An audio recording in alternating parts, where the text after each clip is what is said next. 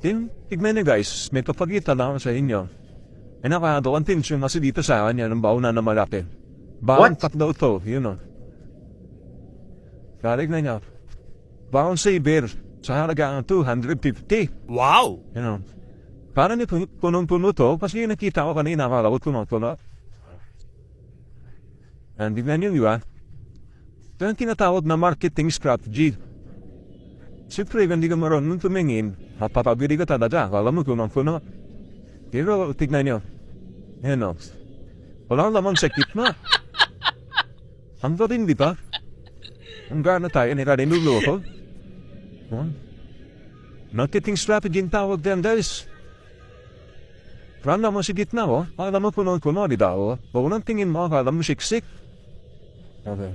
Tapos na naman. Sa pa? Bundle 50, ha? Lumasababa.